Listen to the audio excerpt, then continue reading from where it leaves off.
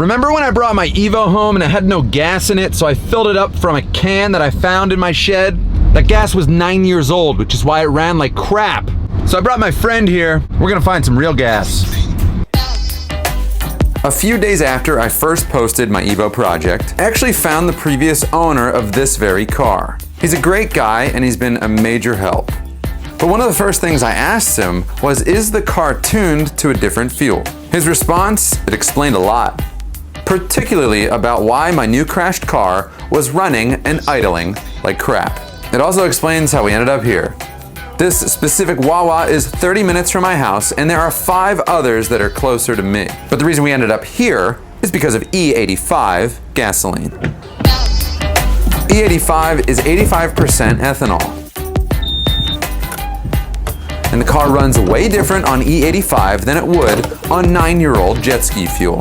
So I hope filling up the car with the fuel that it was tuned to run on will fix the biggest problem that I have with this project. It literally runs awful. But there's only one good way to find out if it works. It was the year 2003, and the Fast and the Furious franchise introduced me to the Lancer Evolution.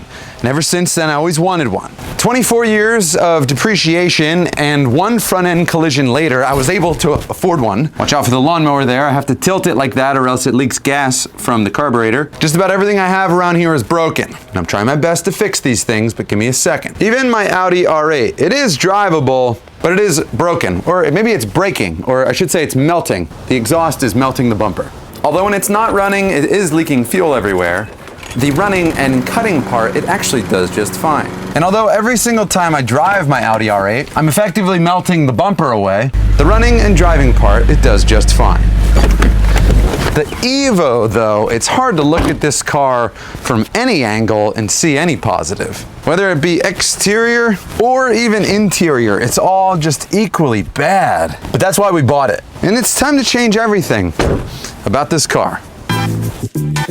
I've had a moral dilemma as to which car deserves the full-time garage spot. Right now, the R8 lives inside, which adds an extra step every time I need to work on the Evo. But extra steps lead to further extra steps, because you can't just walk by a dirty white wheel without lugging out your pressure washer to clean it, and then clean the rest of your car because you're not a crazy person. But once you have the equipment out, you can't leave any car unwashed, and while you're staring at them, you better check those tire pressures. I end up performing a 6-point inspection of my Salvage fleet every time I need to work on a car. And I don't know if it's ADD or procrastination, but to me, each of these steps is just as important as the previous, which is exactly what somebody would say who has ADD. The car's definitely running better on E85 fuel, but it's not worth letting it run too long because there's no coolant in the engine. So the car gets lined up over a set of quick jacks, and once we swap out a few of the broken parts, we can then test drive the car and see if the fuel cured our engine problem. With the car 2 feet off the ground, it's a little bit easier now to see the damage up close and personal. But you don't have to be a gynecologist to know that this car took a hard shot in the front end. I got asked quite a bit about how I know how to fix cars like this. And the short answer is I don't know how to fix cars at all. But all that I do know how to do is identify what parts of the car are broken, remove those parts, and then reinstall a bunch of non-broken parts starting here and working our way back out. The headlights are first to come out. This one isn't obviously broken. It is clearly cracked and full of water. Compare that to the opposite headlight, that's completely smashed. Both of them will need replacement. The AC condenser fan didn't fare any better, so removing all of the pieces, as it will too go in the junk pile. The intercooler is a tough one to swallow. This one has a hole in it, and it's also both twisted and bent. A replacement costs between $700 and $1,000. The only sad thing about the fenders being damaged is that they have a VIN number sticker on them. So if you do replace them like I have to, the car's essentially losing its VIN-matched body panels. Although with this car, that's the least of its concerns. With those panels out of the way, you actually get a better look at what's really broken on this car, showing that the frame rails are nice and straight.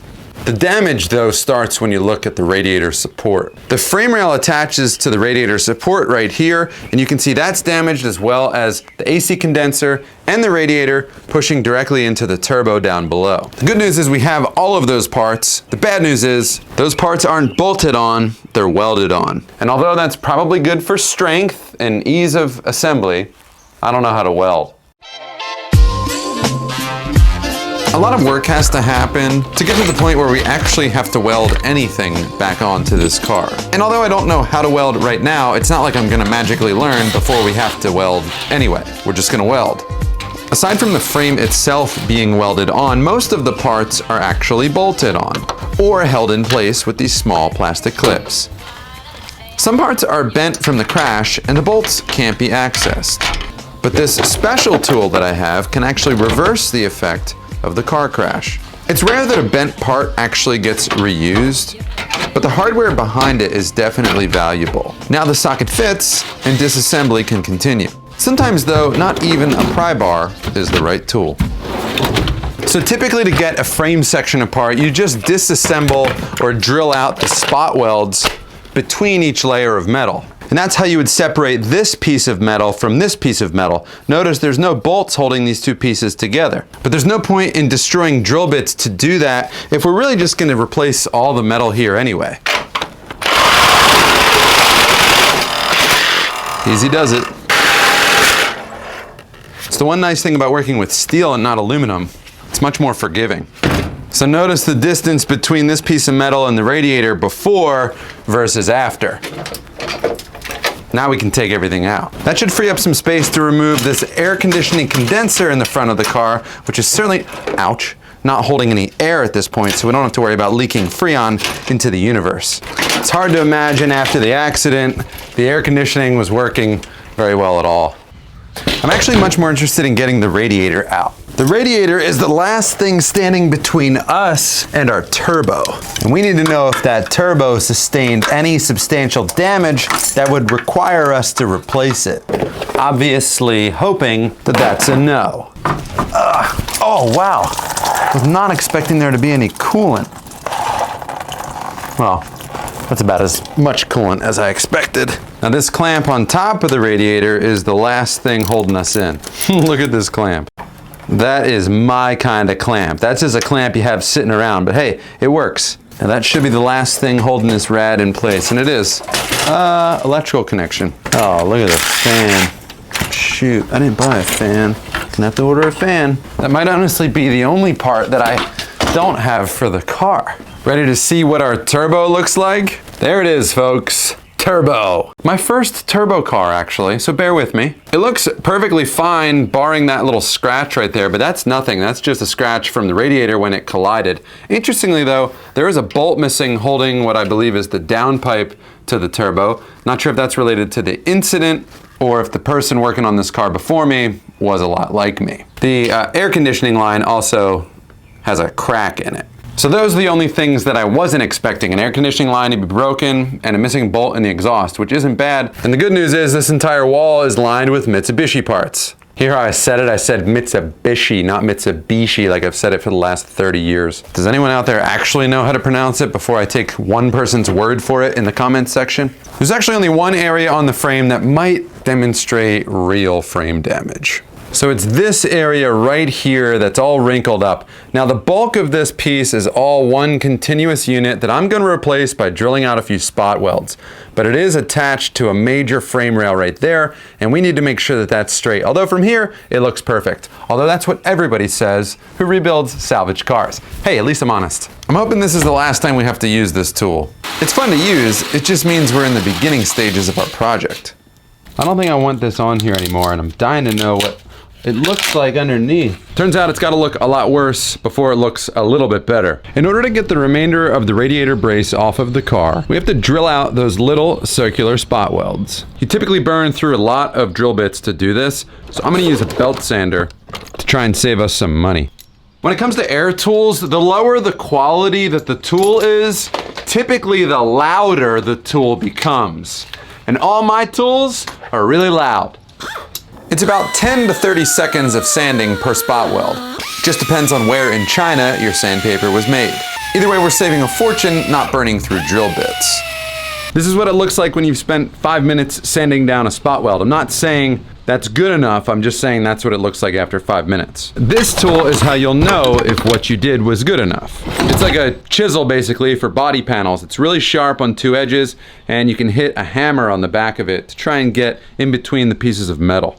A couple good whacks with the hammer and you can see that weld is no more.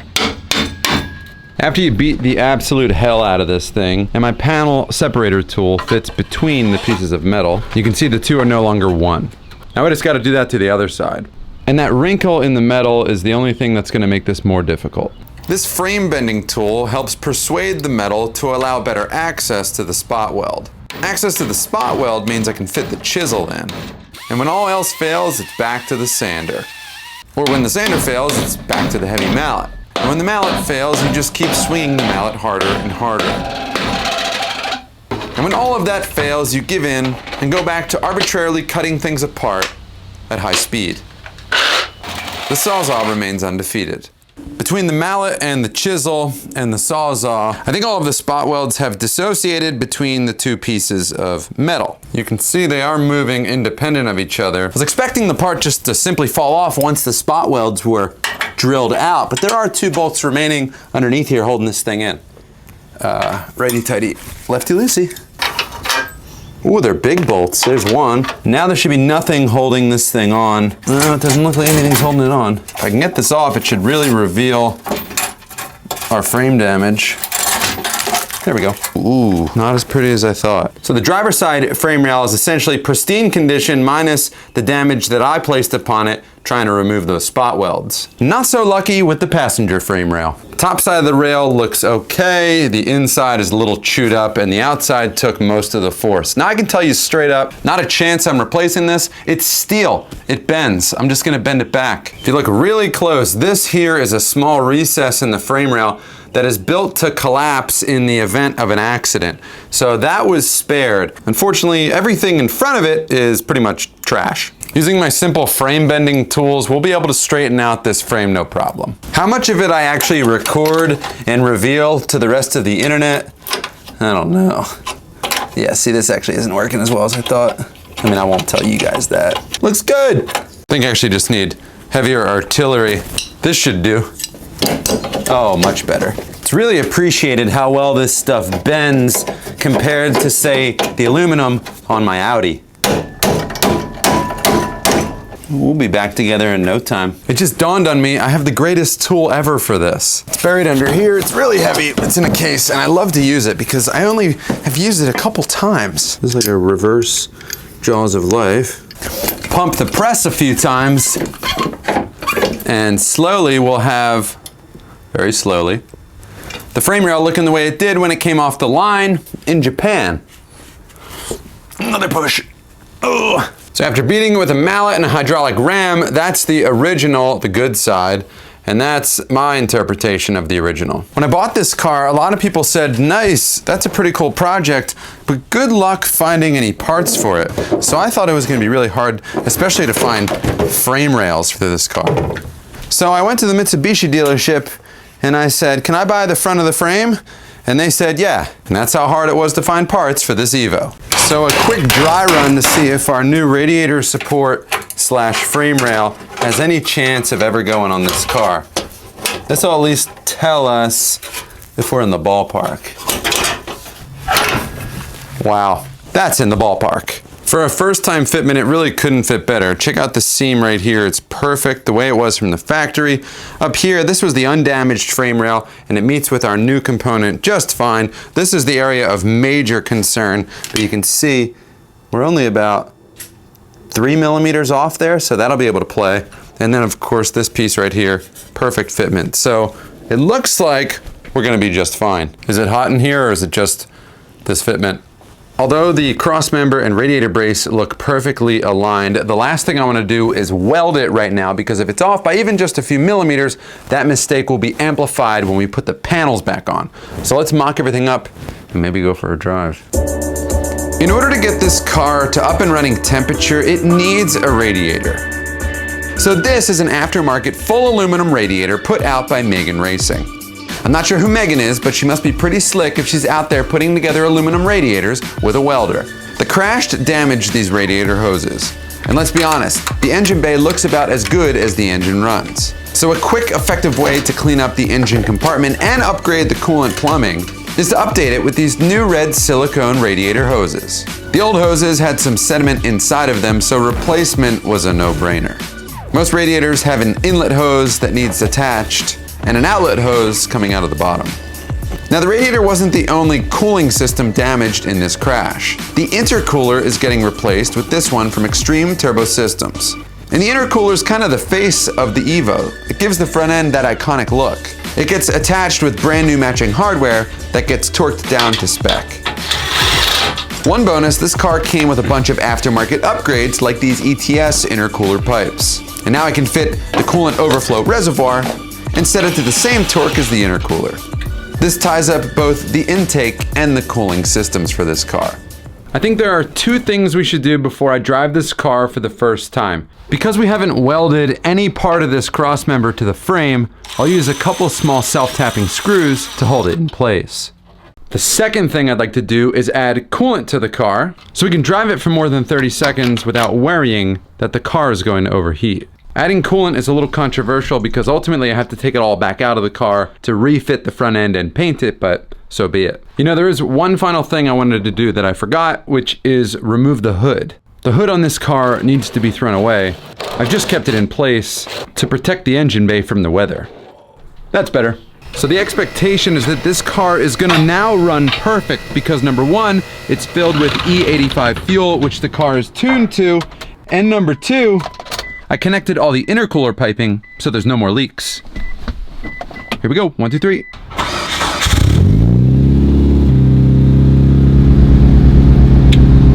A couple months ago I bought an Evo. Here's my Evo. The car's running and driving just fine, at least backing out of my driveway. I do have to be careful, I didn't install the fan for the radiator, and it's about 90 degrees outside, so we gotta watch those temperatures closely. I mean, that is an important minor detail and all, but all that I really care about today, she's alive.